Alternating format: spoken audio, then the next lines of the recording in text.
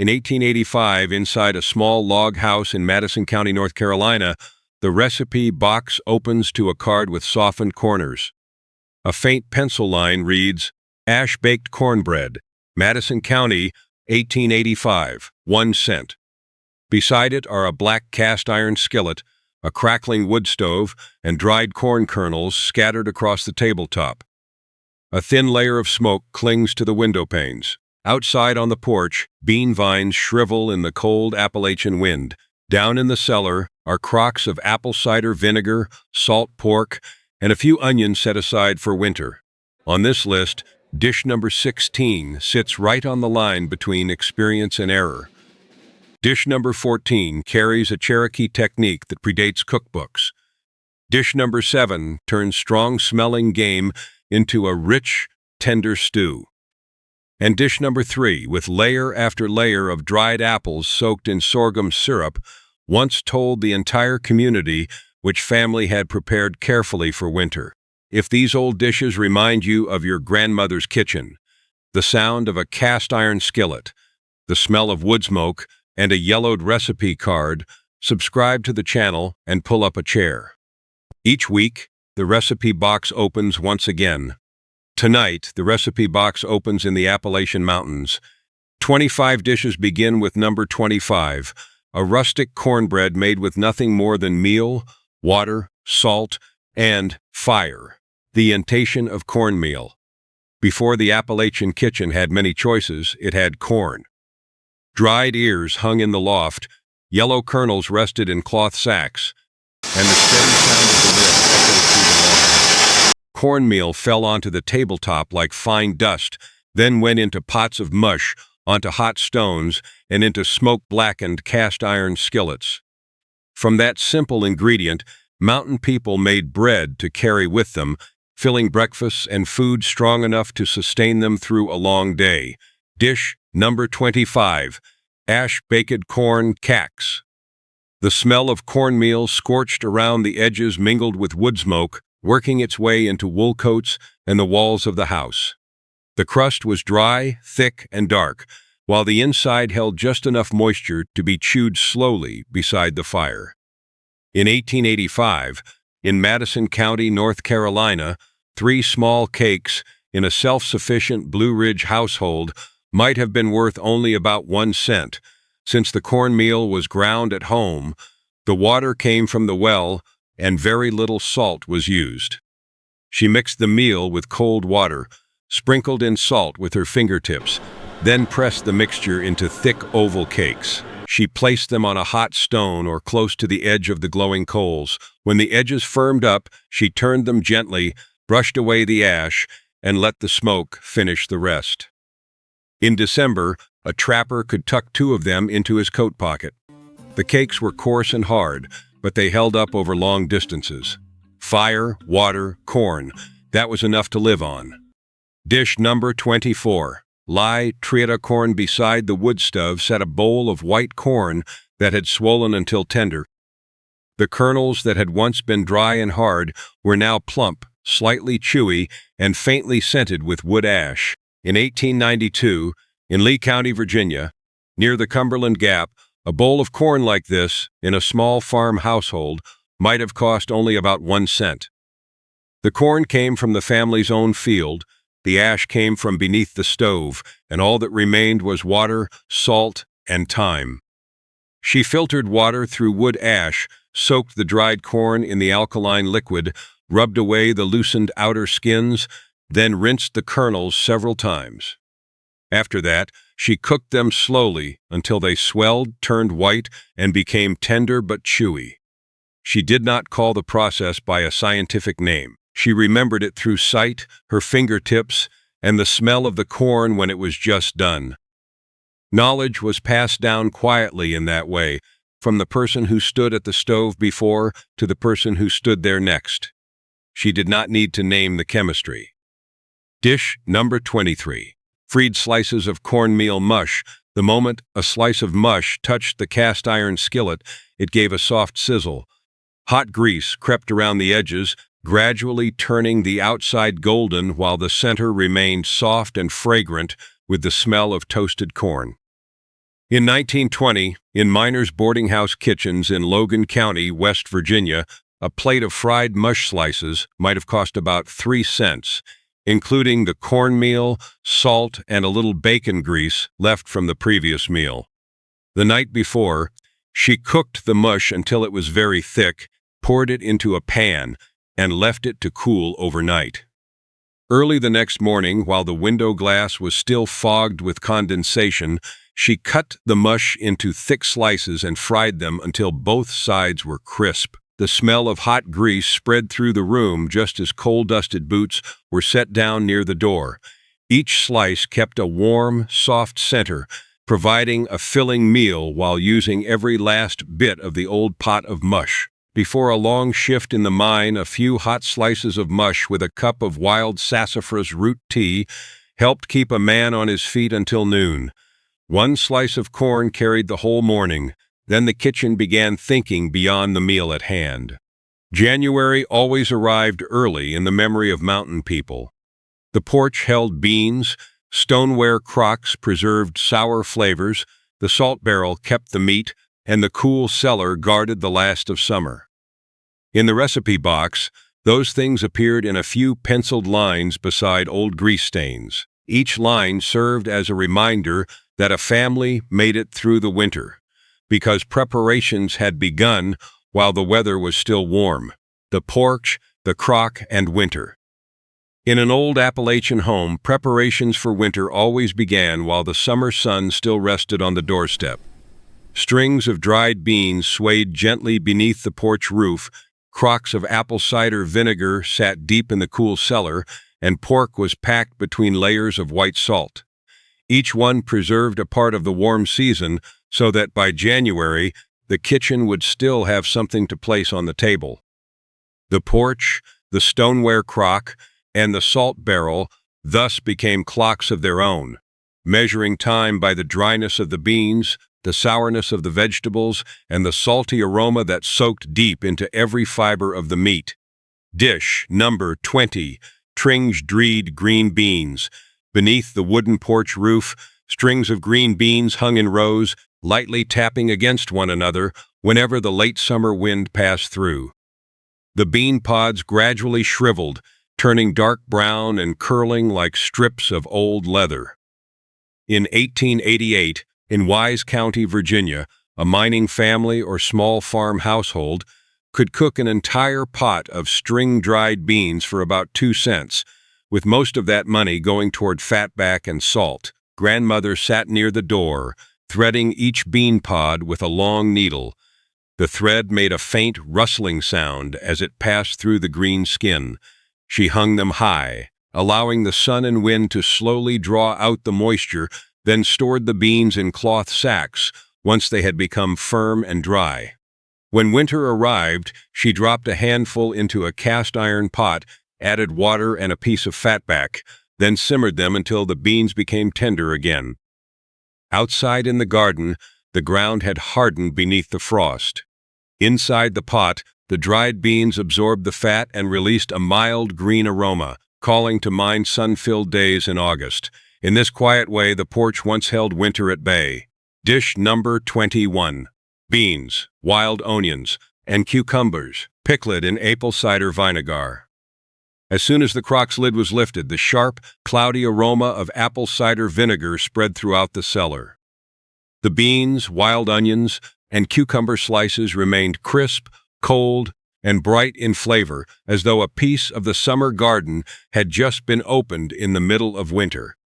In 1910, in Tazewell County, Virginia, a crock of pickled vegetables could cost about 5 cents, including the apple cider vinegar, salt, stoneware crock, and vegetables gathered from the family garden. Grandmother arranged the beans, wild onions, and cucumbers in layers inside the crock. On the stove, the apple cider vinegar gently simmered with salt, releasing a sharp aroma that lightly stung the eyes. She poured the hot vinegar over the vegetables, sealed the lid tightly, and carried the crock down to the cellar, where the earthen floor always remained cool, and light entered only through a narrow gap in the door. When the vegetables in the garden had disappeared, that sour flavor made a pot of beans feel less heavy, awakened the tongue, and brought back the sound of summer insects. The sourness kept the household alive while also preserving a part of the garden's memory. Dish number 20. Salt pork in a wooden barrel. In the corner of the cellar, the wooden barrel rested quietly beneath a thin layer of dust. Inside, pork was buried in coarse salt, each piece pressed tightly against the next like thick pages in a book. The stillness surrounding the barrel carried a sense of reassurance because an entire cold season was being stored beneath that wooden lid. After the November hog butchering in 1900 in eastern Kentucky, grandmother arranged the pork between layers of salt, packed it down firmly, and stored the barrel in the coolest place in the house. Based on the portion used for each meal, a piece of salt pork could be worth about 6 cents. When the February wind whistled through the cracks in the walls, she opened the barrel, used an old knife to cut off a small piece, and dropped it into a simmering pot of beans or greens. The fat melted slowly, spreading a thin sheen across the surface of the water. The salty flavor soaked into every bean, allowing one small piece of meat to season an entire pot of food for the family. As long as the meat barrel remained full, February felt a little less long. Salt had preserved supper. Then the people of Appalachia began waiting for another sign. On the cold, damp mountainsides, the first green leaves slowly pushed their way up through the soil. Spring was about to return to the kitchen. Wild spring greens. Some springs begin before the flowers have time to bloom. On the Appalachian mountainsides, the first sign is sometimes the scent of wild onions lingering on the fingertips, young leaves trembling beside cold water, or the soft sound of a pot lid touching down as a batch of greens is lifted from the stove. After months of relying on dried beans, salt-cured meat, and cornmeal, that flash of green makes the kitchen seem to take another deep breath. Mountain people look at the damp earth, listen to the creek water, and know that the cold season is finally leaving. Dish number 19. Wild onion corn cakes. The freshly chopped wild onions made the eyes sting slightly. The sharp smell of the bulbs, the green scent of the leaves, and the fragrance of damp earth blended on the wooden table. When the mixture touched the hot skillet, the grease crackled, carrying the sense of garlic, onion, and wood smoke throughout the kitchen. In 1910, in Pocahontas County, West Virginia, a skillet of wild onion corn cakes could be made for about 2 cents. That small amount paid for the cornmeal, salt, and frying grease, while the onions were gathered from mountainsides where the frost had just melted away. She washed each clump of onions in a basin of cold water, finely chopped both the bulbs and the leaves, then mixed them with cornmeal, water, and salt. Her hands pressed the mixture into flat cakes and placed them one by one in the cast-iron skillet. The edges firmed, turned golden, and became crisp, while the centers held the softened sharpness of the young leaves. All winter, the house had grown accustomed to the brown of beans and the cloudy white of fat. On that morning, the scent of onions passed through the kitchen door like news from the mountainside. The sharp scent announced spring. Dish number 18. Wild onion and egg skillet. The egg made a soft tap as it broke against the edge of the skillet. The yolk dropped onto the layer of wild onions that had already turned golden, then the white spread out and bubbled into small blisters in the hot grease. At first, the onion smell was strong and sharp, but after a few turns in the pan, it became sweet and fragrant. In 1918, in Greenbrier County, West Virginia, a skillet of wild onions and eggs for 2 people might have been worth about 7 cents. That included 2 eggs, a little pork fat, and salt, while the bundle of wild onions was a gift from the forest soil at the beginning of the season. She thinly sliced the bulbs, placed them in hot fat, and stirred them evenly until the edges turned a pale honey color. She cracked the eggs directly into the skillet, drawing the wooden spoon through them very slowly so the soft eggs blended around every slice of onion. Steam rose and briefly clouded the window near the stove. The breakfast was small, but the yellow of the eggs made the plate glow. For someone who had just endured long months of cold, it was the taste of strength returning. Spring was in the skillet. Dish number 17. Cherokee Creek Greens. After a cold early spring rain, the creek bank was covered in a silvery sheen. Among wet stones and soft moss, young leaves began to open. Someone passing by might see them as merely part of the brush. Someone carrying knowledge of the land would stop, bend down, and gather only the leaves that had reached just the right stage of tenderness. In 1910, in Swain County, North Carolina, around the Qualla boundary and the creek banks of southern Appalachia, a plate of Cherokee Creek greens might have cost about 2 cents. That amount paid for vinegar, bacon grease, and salt, since the greens were gathered where they grew naturally. She carried the greens home in a shallow basket, washed away the creek sand, quickly blanched them in boiling water, then lifted them out as soon as the leaves became tender. The greens could be tossed with a little vinegar and bacon grease, and were sometimes quickly fried with eggs to make a warm dish. Cherokee knowledge was present in the ability to recognize the leaves, remember the season, and judge the cooking time beside the pot. Those things were passed down through footsteps along the water's edge and through the hands of adults guiding children into the woods. The young leaves came at exactly the right time. Dish number 16. Boiled and drained poke greens. The kitchen became quieter when this dish was prepared. She examined every part of the plant carefully, remembered the gathering season, and recalled the lessons she had learned from those who came before her. Poke greens required precise knowledge because the boundary between a traditional dish and a mistake lay in choosing and handling the plant correctly and knowing when to stop. In 1915, in Hawkins County, Tennessee, a plate of poke greens in a foothill farm household might have cost about 3 cents, including onions, salt, and bacon grease. The greens were gathered in the wild, but their true value lay in the experience of the person preparing them. In Appalachian memory, she gathered the correct part of the plant during the proper season, boiled it according to the method she had been taught, poured away the water, then continued processing it before adding onions and frying it in grease. Every step was performed slowly because this was a dish for someone who had stood beside the pot through many springs. A person who understood the limits knew when the greens could be brought home and when they should be left in the woods. That experience protected both the meal and the family. One wrong step, and the meal was lost. The green leaves had brought spring back to the table. But the Appalachian forest held more than that. Beneath the trees were soft fruits that ripened for only a very short time, hard nuts filled with rich oils, and sources of food revealed only to those who knew to bend down at the right season. Forest fruits, forest nuts, and ferric knowledge. After the first green leaves of early spring, the Appalachian forest began to open another storehouse of food. Ripe fruit fell along the riverbanks, hard-shelled nuts lay beneath layers of decaying leaves, and old-growth trees preserved fat and energy from season to season.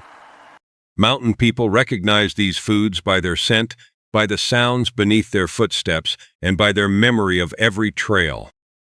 For them, survival always depended on remembering the right thicket, the right month for gathering, and the right way to turn a forest nut into a meal. Dish number 15. American. Pow pow. In September, ripe pawpaws often fell before a hand could reach the branch. Early in the morning, mountain children ran along the soft dirt paths beside the river, listening for the faint sound of fruit dropping into the wet grass. They knew which thickets to visit because the sweet fragrance had already drifted through the air the day before. In 1895, in Wayne County, West Virginia, across the lowlands near the Ohio River, the fruit cost a family almost nothing. Its value lay in remembering where the trees grew, and in the few short weeks when the fruit was ripe. Grandmother gathered the pawpaws that had just fallen, peeled away the soft skin, scooped out the creamy flesh, and gave it to the children to eat right beside the doorstep. The rest was spread thin and dried into pieces of fruit leather to be stored for later. Pawpaw season arrived quickly and passed just as fast. During that brief time, the forest gave children a rich sweetness, soft and fragrant like a secret gift. Wild fruit knew how to feed people too. Dish number 14, hickory nut milk soup. The sound of nuts cracking inside the wooden mortar rang out dry and steady. With each stroke of the pestle, the hard shells split apart, revealing pale kernels that were rich and lightly fragrant. The quiet kitchen gradually filled with that patient sound. In 1880, at the Qualla boundary in North Carolina, a bowl of hickory nut milk soup could be made without the family spending any cash. The nuts were gathered from familiar forests, while the preparation method belonged to Cherokee knowledge passed down through many generations. Grandmother cracked the nuts, removed the kernels, and pounded them in the mortar into a coarse paste. She simmered that paste with water until the fat rose to the surface of the pot in thin, glistening streaks. She gently skimmed off the rich layer and used it as milk, nut oil, or an energy-rich broth. That knowledge helped mountain people understand that a forest nut contained more than the small kernel inside. It could become fat, broth, and strength for a long day. The forest had milk of its own. Dish number 13. American chestnut, cacks or porridge chestnuts crackled in the glowing coals, making the thin layer of ash tremble. Their sweet, nutty aroma spread around the kitchen before each shell split along a narrow seam. In October, that sound was once as familiar as burning firewood or wind brushing against the roof. In 1903, in the Allegheny Highlands between Virginia and West Virginia, a bowl of chestnut porridge might cost only about 1 cent. The nuts were gathered from the forest floor at a time when American chestnut trees still densely covered the mountainsides before blight swept away most of that autumn food supply. Grandmother carried the nuts home in a basket, roasted them close to the coals, peeled away the brittle shells, and boiled the kernels until tender. The chestnuts could be ground into warm porridge, or dried and milled into flour for dense cakes with a nutty, slightly sweet flavor.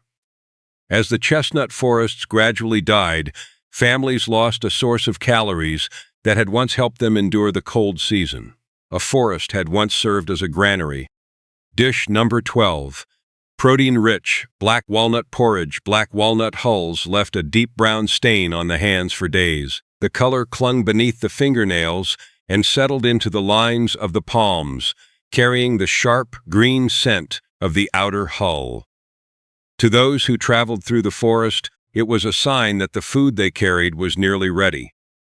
In 1905, in Wayne County, West Virginia, a bowl of black walnut porridge could cost about 2 cents, spent mainly on cornmeal or a small amount of dried fruit. The walnuts were gathered directly from the family's land beneath trees that had stood there for generations. Grandmother waited until the green hulls darkened, gathered the nuts, cracked their hard shells, and picked out each small piece of kernel. The kernels were coarsely pounded and stirred into hot cornmeal porridge, or pressed together with dried fruit to form firm cakes that hunters and woodsmen could carry with them. Black walnuts fit easily into a pocket, but held concentrated fat, protein, and energy. Outsiders saw hard nuts and stained hands. Mountain people saw provisions for a full day of labor, brown hands, a full belly. The Appalachian forest lived on in memory through thickets of ripe fruit, wooden mortars, cracking nutshells, and fingers that knew when to bend down at the right season. A single black walnut tree could feed a traveler. One chestnut season had once sustained an entire household. A Cherokee technique could transform forest nuts into rich milk floating on the surface of a pot. But when February spread its cold across the mountainsides, the kitchen needed an even denser source of energy. Then the jars of fat, jars of honey, and crocks of sorghum syrup on the shelf became warmth preserved from the previous season. Drinks, unti cakes, and gathering memories. Some foods keep people around the table longer than a single meal. A pot of tea set beside the stove softened the feel of a log house on a January afternoon. A tall layer cake appearing on a church table brought old stories to life once again. After days spent hunting, drying meat, and preserving food through the cold season, Appalachian people still made room for gathering, for small joys, and for the feeling of belonging to a community. Dish number 4, wild sassafras root. The water in the kettle gradually turned a deep amber. The steam carried a warm, sweet fragrance reminiscent of old-fashioned root beer, rising as the January wind swept around the roof. The enamel cup was passed from one person's hands to another, leaving warmth on their fingertips. In 1900, in McDowell County, West Virginia, a family in a coal mining camp could brew an entire pot of tea for about 1 cent, including the firewood and a little sugar or sorghum syrup. She washed the root bark clean, cut it into short pieces, and placed them in a kettle of water. The tea simmered until the water darkened and its fragrance filled the room. When there was still sorghum syrup on the shelf, she poured a small stream into each cup. The adults sipped the tea slowly as daylight faded early. The sound of spoons touching the rims of the cups mingled with the crackle of wood in the stove. The pot of tea kept the house feeling gentle. Dish number 3, Appalachian dried apple stack. Cake. The cake stood tall on the church table, surrounded by chipped plates and a tablecloth that had been ironed smooth that morning. Between each thin cake layer was a filling of dried apples cooked with sorghum syrup, dark and tender with the fragrance of spices. The filling gradually soaked into the cake, binding the layers together like many harvest seasons, stacked one upon another. In 1900, in Johnson County, Kentucky, a 6-layer cake for a wedding or church gathering might have cost about 22 cents. That amount paid for flour, dried apples, sorghum syrup, spices, and a little fat. She baked each thin cake layer, cooked the apples until tender, and spread the filling over the surface. She stacked the layers one by one, wrapped the cake, and left it undisturbed for 1 or 2 days. Time allowed the apples to soak deeply into the cake, making the originally dry layers softer and richer.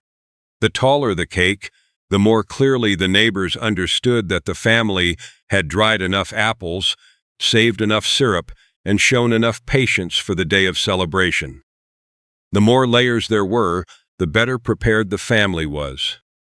The pot of tea, the stack cake, the strings of beans beneath the porch, and the crock of vinegar in the cellar all bore the handprints of an entire community.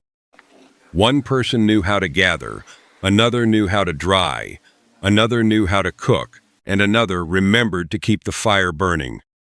The recipe box preserved the way a household once fed itself, then shared some of that warmth with its neighbors. After the gathering, the kitchen returned to the simplest meal. A pot of stewed beans, hot cornbread, and a raw onion waited on the table. It was a feeling of security that needed no decoration, the final supper of Felfin reliance.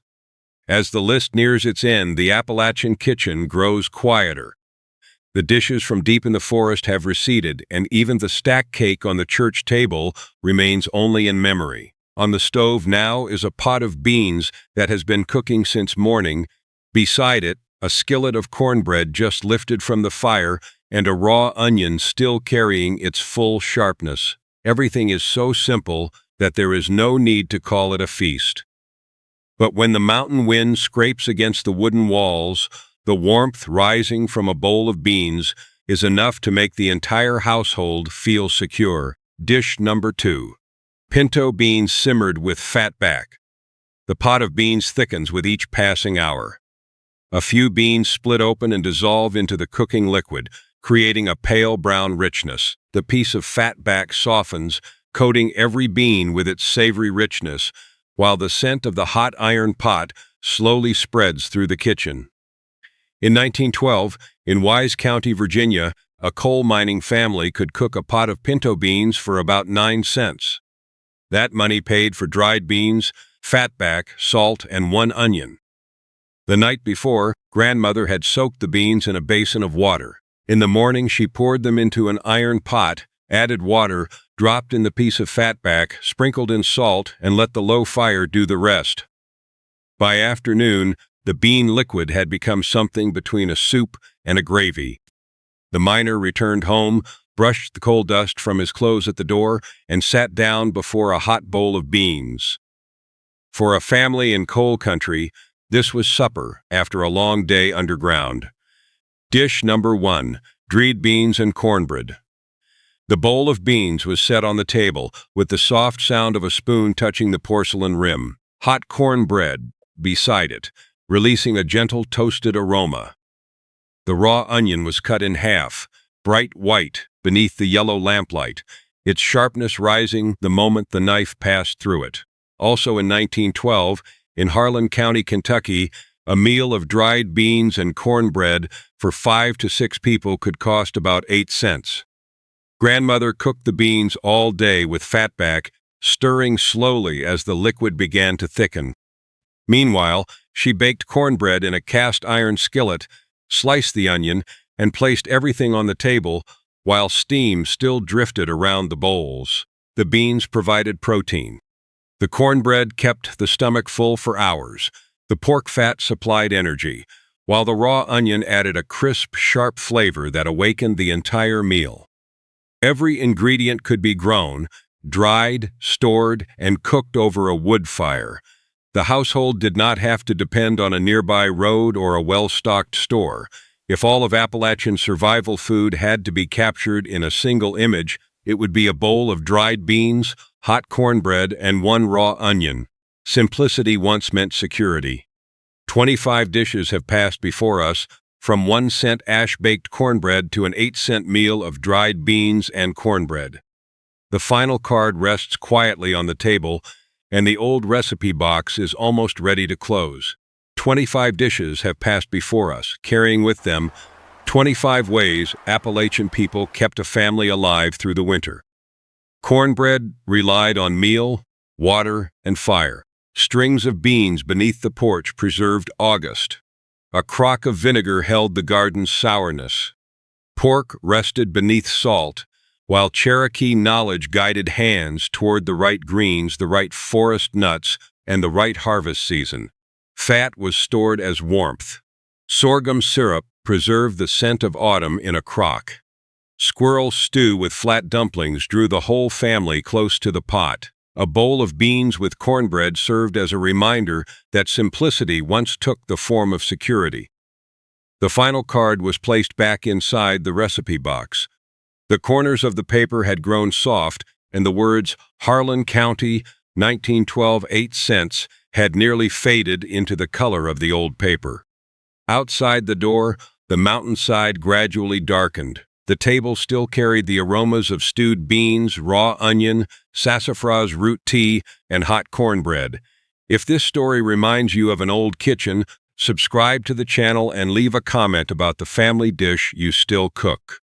Tonight, the recipe box closes, but the smoke from the cast iron skillet and the memories remain.